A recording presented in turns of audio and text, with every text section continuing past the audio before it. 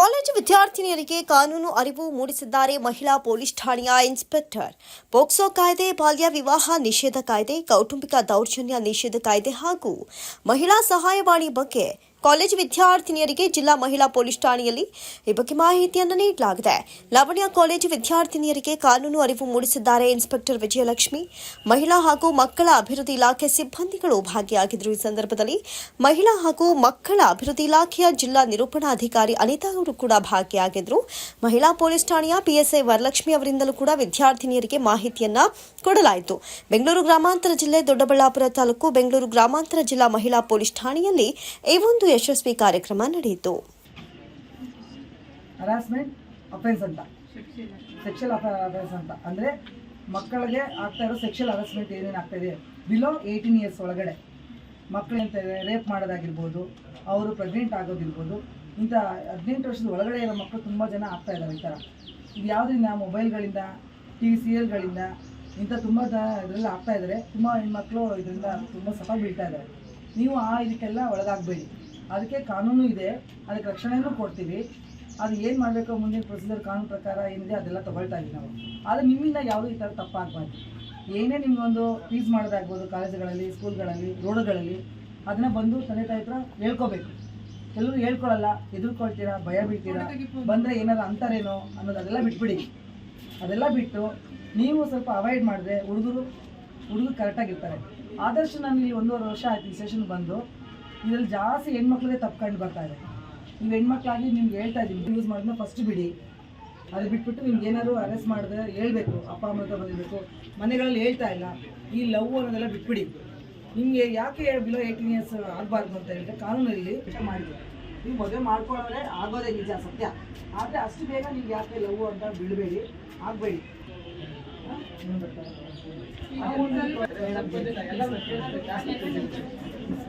ಅಲ್ಲಿ ಬೇಕಾದ್ರೆ ಒಂದು ವಿಸಿಟ್ ಮಾಡಿ ತೋರಿಸಿದ್ರೆ ಅದೇ ಮೇಡಮ್, ಬಂದಿದ ತಕ್ಷಣ ಅದೇ ಕೇಳ್ತಾ ಇದ್ರು ಮೇಡಮ್, ಸೆಲ್ ಇಲ್ಲ ಅಂತ ಒಳಗಡೆ ಹೋಗಿ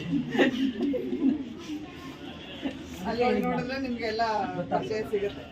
ಗೊತ್ತಾ, ಇಲ್ಲಿ ಟೆಂಪ್ರರಿ ಆಗಿ ಒಂದು ಶೆಲ್ಟರ್ ಕೊಟ್ಟಿದ್ದಾರೆ ಅಷ್ಟೇ. ಇನ್ನು ಇದಕ್ಕೆ ಏನಂತ ಸ್ವಂತ ಬಿಲ್ಡಿಂಗ್ ಇಲ್ಲ, ಹಾಗಾಗಿ ಇಲ್ಲಿ ನಡೆಸ್ತಾ ಸ್ಟೇಷನಲ್ಲಿ ಇಲ್ಲಿ ವಿಶೇಷವಾಗಿ ಮಹಿಳಾ ಪೊಲೀಸ್ ಠಾಣೆಯಲ್ಲಿ ಹೆಣ್ಣು ಮಕ್ಕಳಿಗೆ ಸಂಬಂಧಪಟ್ಟಂತೆ ಬರುವಂಥ ಕಂಪ್ಲೇಂಟ್ಗಳನ್ನು ನಾವು ಅಟೆಂಡ್ ಮಾಡ್ತೀವಿ. ಹೆಣ್ಣು ಮಕ್ಕಳಿಗೆ ಯಾವುದೇ ರೀತಿಯ ದೌರ್ಜನ್ಯ ಆಗಿರ್ಬೋದು, ಮಕ್ಕಳಿರ್ಬೋದು ಅಥವಾ ಮದುವೆ ಆಗಿರೋ ಹೆಣ್ಮಕ್ಳು ಇರ್ಬೋದು, ಯಾರೇ ಆಗಿರ್ಬೋದು. ಮದುವೆ ಆದಮೇಲೆ ಅವ್ರ ಗಂಡನಿಂದ ಮತ್ತು ಗಂಡನ ಮನೆಯವರಿಂದ ಆಗ್ತಕ್ಕಂಥ ಕಿರುಕುಳಗಳು, ವರದಕ್ಷಿಣೆ ಕಿರುಕುಳ ಆಗಿರ್ಬೋದು, ಬೇರೆ ಕೌಟುಂಬಿಕ ಅಲ್ವಾ, ಬೇರೆ ಇನ್ಯಾವುದೋ ನಿನ್ನ ಫೋಟೋಸು ಅಥವಾ ನಿನ್ನ ಬೇರೆ ಸೋಷಿಯಲ್ ಮೀಡಿಯಾದಲ್ಲಿ ನಿನ್ನ ಫೋಟೋಸು ನಾವು ತಗೊಂಡ್ಬಿಟ್ಟು ಅವನು ಅದನ್ನು ಮಾರ್ಫಿಂಗ್ ಮಾಡಿ ಅವನ್ನ ಸೋಷಿಯಲ್ ಮೀಡಿಯಾದಲ್ಲಿ ಅದನ್ನು ಹಂಚ್ಕೊಳ್ಳೋದು, ನಿಮಗೆ ಸುಮ್ಮನೆ ನಿಮ್ಗೆ ಇಷ್ಟ ಇಲ್ಲ ಅಂತಂದ್ರೂ ಆ ರೀತಿ ಕಿರಿಕಿರಿ ಮಾಡ್ತಾ ಇರ್ತಾರೆ ಅಲ್ವಾ. ನಿಮ್ಮನ್ನು ಹಿಂಬಾಲಿಸೋದಾಗಿರ್ಬೋದು, ನಿಮ್ಮ ನಂಬರ್ ತೊಗೊಂಡು ನಿಮ್ಮನ್ನು ಮಾತಾಡ್ಸೋದಕ್ಕೆ ಪೀಡಿಸೋದು, ಪ್ರೀತಿ ಮಾಡು ಅಂತ ಹೇಳ್ಬಿಟ್ಟು ಕಿರಿಕಿರಿ ಮಾಡೋದು, ನಾನಾ ರೀತಿಯ ಒಂದು ಸಮಸ್ಯೆಗಳನ್ನು ಹೆಣ್ಮಕ್ಳು ಎದುರಿಸ್ತಾ ಇರ್ತೀರ. ಸೊ ಈ ರೀತಿ ಯಾವುದೇ ಸಮಸ್ಯೆಗಳಿದ್ರೂ ನೀವು ನೇರವಾಗಿ ಸ್ಟೇಷನ್ಗೆ ಬಂದು ಕಂಪ್ಲೇಂಟ್ ಕೊಡ್ಬೋದು. ಗೊತ್ತಾಯ್ತಾ. ಅದಕ್ಕೆ ಯಾವುದೇ ನಿಮಗೆ ಹಿಂಜರಿಕೆ, ದೌರ್ಜನ್ಯವನ್ನು ಸಹಿಸ್ಕೊಂಡು ಹೋಗ್ತೀರಾ, ಎಲ್ಲಿವರೆಗೂ ನೀವು ಸೈಲೆಂಟಾಗಿ ಅದನ್ನು ಎಡೆ ಮಾಡಿಕೊಟ್ಟೋದಕ್ಕೆ ನೀವೇ ಕಾರಣ ಆಗ್ತೀರ. ಆದ್ದರಿಂದ ಅದು ಮೊಳಕೆಯಲ್ಲಿದ್ದಂಗೆ ಸ್ಟಾರ್ಟಿಂಗೇನೆ ಯಾರಿಂದ ನಿಮಗೆ ತೊಂದರೆ ಆಗ್ತಾ ಇದೆ. ಈಗ ಒಂದು ಕಾರಣ ಇರ್ಬೋದು, ನಮಗೆ ಸೋಷಿಯಲ್ ಮೀಡಿಯಾದಲ್ಲಿ ನಮ್ಗೆಲ್ಲರಿಗೂ ಆಕ್ಸೆಸ್ ಜಾಸ್ತಿ ಇದೆ, ಬೇಗ ಸುದ್ದಿಗಳು ನಮ್ಮನ್ನು ತಲುಪ್ತಾ ಇದ್ದಾವೆ. ಹಂಗಾಗಿ ಇಷ್ಟೊಂದು ಕೇಸಸ್ ರಿಪೋರ್ಟ್ ಆಗ್ತಾ ಇದೆಯಾ ಅಂತ ಹೇಳ್ಬಿಟ್ಟು ನಮಗೆ ಗೊತ್ತಾಗ್ತಾ ಇದೆ. ಹಿಂದಿನ ಕಾಲದಲ್ಲಿ ಘಟನೆಗಳು ನಡೆದ್ರೂ ಸಹ ಜನರಿಗೆ ಅದು ತಲುಪ್ತಾ ಇರಲಿಲ್ಲ, ಗೊತ್ತಾಗ್ತಾ ಇರಲಿಲ್ಲ, ಆವಾಗ ಕಡಿಮೆ ಇತ್ತು ಅಂತ ಅನ್ನಿಸಿರ್ಬೋದು. ಆದರೆ ಇತ್ತೀಚೆಗೆ ಏನಾಗ್ತಾ ಇದೆ, ಮಕ್ಕಳಿಗೆ, ಗಂಡು ಮಕ್ಕಳಾಗಿರ್ಬೋದು ಹೆಣ್ಮಕ್ಳಾಗಿರ್ಬೋದು, ನಿಮಗೆ ಅಂಗೈಯಲ್ಲೇ ಎಲ್ಲ ಮಾಹಿತಿ, ಇಡೀ ಪ್ರಪಂಚದ ಒಂದು ಮಾಹಿತಿಯನ್ನು ನಿಮಗೆ ಅಂಗೈನಲ್ಲಿ ಕೊಟ್ಬಿಟ್ಟಿದೆ. ಏನು, ಟೆಕ್ನಾಲಜಿ ಮತ್ತು ಸೈನ್ಸ್ ಅಲ್ವಾ. ನೀವು ಗೂಗಲಲ್ಲಿ ಹೋಗ್ಬಿಟ್ಟು ನಿಮ್ಗೆ ಯಾವುದೇ ಮಾಹಿತಿ ಬೇಕಿದ್ರು ನೀವು ಸರ್ಚ್ ಮಾಡಿ ಅದ್ರ ಬಗ್ಗೆ ನೀವು ಒಂದು ಎನ್ಸಿಕ್ಲೋಪೀಡಿಯಾನೇ ಬರೀಬೋದು. ಅಷ್ಟು ಮಾಹಿತಿಗಳು ನಿಮಗೆ ಒಂದೇ ಕ್ಷಣದಲ್ಲಿ ನಿಮ್ಮ ಕಣ್ಣು ಮುಂದೆ ಬರುತ್ತೆ. ವಿಜ್ಞಾನ ಮತ್ತು ತಂತ್ರಜ್ಞಾನನ ನಾವು ನಮ್ಮ ಅಭಿವೃದ್ಧಿಗೋಸ್ಕರ, ನಮ್ಮ ಏಳಿಗೆಗೋಸ್ಕರ, ನಮ್ಮ ಭವಿಷ್ಯವನ್ನು ರೂಪಿಸ್ಕೊಳ್ಳೋದಕ್ಕೆ ನಾವು ಪಾಸಿಟಿವ್ ಆಗಿ ಯೂಸ್ ಮಾಡ್ಕೋಬೇಕು ಅದನ್ನು.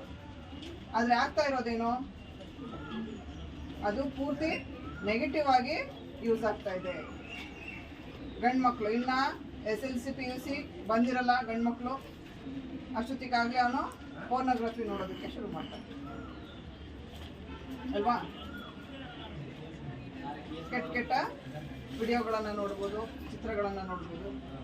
ಸೊ ಅದು ಆ ಏಜಲ್ಲಿ, ಅಡೋಲಸೆಂಟ್ ಏಜಲ್ಲಿ ಏನಾಗುತ್ತೆ, ಮಕ್ಕಳಿಗೆ ಪ್ರತಿಯೊಂದಕ್ಕೂ ಒಂದು ಕ್ಯೂರಿಯಾಸಿಟಿ, ಇದು ಏನು, ಇದನ್ನು ನಾನು ತಿಳ್ಕೊಬೇಕು, ಇದು ಹೇಗೆ ಅಂತ ಹೇಳ್ಬಿಟ್ಟು ಒಂದು ಕುತೂಹಲ ಇರುತ್ತೆ.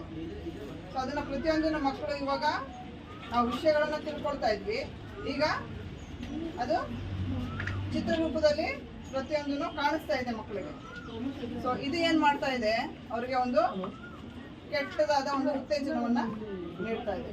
ಇದರಿಂದ ಏನಾಗ್ತಾ ಇದೆ, ಮಕ್ಕಳು ಮಹಿಳೆಯರಿಗೆ ಸಂಬಂಧಿಸಿದಂತಹ ಎಲ್ಲ ಕೇಸುಗಳನ್ನು ಸಹ ನಮ್ಮ ಈ ಪೊಲೀಸ್ ಇಲಾಖೆ ಒಂದು ಠಾಣೆಯಲ್ಲಿ ಅದನ್ನ ಹ್ಯಾಂಡಲ್ ಮಾಡುವಂಥದ್ದು. ಜೊತೆಗೆ ನಿಮ್ಗೆ ಏನಾದರೂ, ಯಾಕೆಂದ್ರೆ ನಿಮ್ಮ ಕಾಲೇಜು ಹತ್ರನೇ ಇರೋದ್ರಿಂದ ಇದನ್ನ ನೀವು ಒಳ್ಳೆ ರೀತಿಯಲ್ಲಿ ಉಪಯೋಗಿಸ್ಕೋಬಹುದು ಅಲ್ವಾ. ಬೇರೆ ಯಾರಿಗಾದ್ರೂ ಈ ಠಾಣೆ ಅಡ್ರೆಸ್ ಬೇಕಂದ್ರೆ, ಮಹಿಳಾ ಠಾಣೆ ಇಲ್ಲೊಂದೇ ಇರೋದಲ್ವಾ, ಬೇಕಂದಾಗ ನೀವು ಕೊಡಬಹುದು. ಜೊತೆಗೆ ಇಲ್ಲಿನವ್ರಿಗೆ ಯಾರಿಗಾದ್ರೂ ನೀವು ಮಾಹಿತಿ ಏನಾದರೂ ಬೇರೆ ಕಡೆ ಈ ಥರ ಸಮಸ್ಯೆ ಆಗ್ತಾ ಇದೆ ಅಂತ ಹೇಳಿದಾಗಲೂ ಸಹ ಅವರು ಅದನ್ನೆಲ್ಲ ತಿಳ್ಕೊಳ್ಳೋದಕ್ಕೆ ಒಂದು ಅವಕಾಶ ಇರುತ್ತೆ ಅಲ್ವಾ. ಈ ಕಾರಣಕ್ಕೆ ನಿಮ್ಗೆಲ್ರಿಗೂ ಈ ಒಂದು ಇದರಲ್ಲಿ ಪಾಲ್ಗೊಳ್ಳೋದಕ್ಕೆ ಅವಕಾಶ ಮಾಡಿಕೊಟ್ಟಿರುವಂಥದ್ದು. ಈಗ ನಿಮ್ಗೇನಾದ್ರೂ ಉಪಯೋಗ ಆಯ್ತಾ? ಓಕೆ, ಉಪಯೋಗ ಮಾಡ್ಕೊಳ್ಳಿ. ಜೊತೆಗೆ ಈ ನಮ್ಮ ಕಾನೂನು ಸುವ್ಯವಸ್ಥೆ ಏನಿದೆ ಅದನ್ನ ಇತರರಿಗೂ ಸಹ ತಿಳಿಸ್ಕೊಡಿ.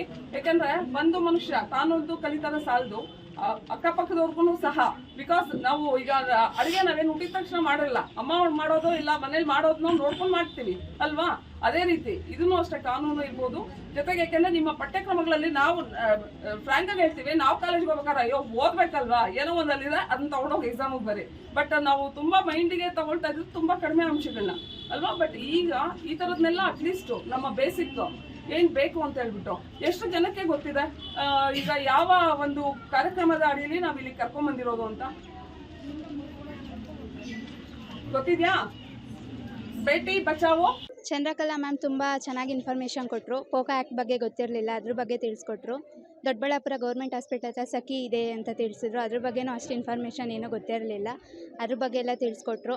ಮತ್ತು ಹೆಂಗೆ ಮಹಿಳೆಯರು ಇನ್ಸ್ಟಾಗ್ರಾಮ್ ಸೀರಿಯಲ್ಸಿಂದ ಸೋಷಿಯಲ್ ಮೀಡಿಯಾದಿಂದ ಹೆಂಗೆ ಡೈವರ್ಟ್ ಆಗ್ತಾ ಇದ್ದಾರೆ ಅನ್ನೋದನ್ನ ತಿಳಿಸ್ಕೊಟ್ರು. ಈ ರೀತಿ ಎಲ್ಲ ಮಾಹಿತಿ ಗೊತ್ತಾಯ್ತು ಇಲ್ಲಿಗೆ ಬಂದಮೇಲೆ. ಸರ್, ಇದು ಚೈಲ್ಡ್ ಮ್ಯಾರೇಜು ಮತ್ತು ಬಿಲೋ ಮತ್ತು 18 ಇಯರ್ಸ್ ಆದಮೇಲೆ ಏನೇನು ಹರಾಸ್ಮೆಂಟ್ ಕೇಸಸ್ ಆಗಿರ್ಬೋದು, ಮತ್ತು ಹೆಣ್ಮಕ್ಳಿಗೆ ಹೇಗೆ ಪ್ರೊಟೆಕ್ಷನ್ ಮಾಡ್ಕೊಬೇಕು, ಮತ್ತು ಅದರಿಂದ ಮತ್ತು ಫೋನ್ ಜಾಸ್ತಿ ಯಾವ ಥರ ಯೂಸ್ ಮಾಡಬೇಕು, ಪಾಸಿಟಿವಾಗಿ ಯೂಸ್ ಮಾಡಬೇಕು, ಆ ಥರ ಅವೇರ್ನೆಸ್ ಪ್ರೋಗ್ರಾಮ್ ಕೊಡ್ತಾಯಿದ್ರು. ಈಗ ಎಷ್ಟೋ ಜನ 18 ಇಯರ್ಸ್ ಮುಂಚೆನೇ ಪ್ರೆಗ್ನೆನ್ಸಿ ಆಗೋದು, ಸೆಕ್ಷುವಲ್ ಹರಾಸ್ಮೆಂಟ್ ನಡೀತಿದೆ. ಅದರಿಂದ ಹೇಗೆ ಎಚ್ಚರವಾಗಿರಬೇಕು, ಅದರಿಂದ ದೂರವಾಗಿ ಹೆಂಗೆ ಇದು ಮಾಡಬೇಕು. ಕೆಲವರು ಸೆಕ್ಷುವಲ್ ಹರಾಸ್ಮೆಂಟ್ ಬಾಯ್ಸ್ನು ಬೈಕಲ್ಲಿ ಏನೋ ಸ್ಟೈಲ್ ಮಾಡ್ಕೊಂಡು ಬರ್ತಿದ್ದಾರೆ, ಅಟ್ರಾಕ್ಟ್ ಆಗ್ತಾ ಇರ್ತಾರೆ. ಅದನ್ನು ಪ್ರೊಟೆಕ್ಟ್ ಮಾಡ್ಕೊಳೋದು ಹೇಗೆ ಅಂತ ಮೇಡಮ್ ಹೇಳಿದ್ರು.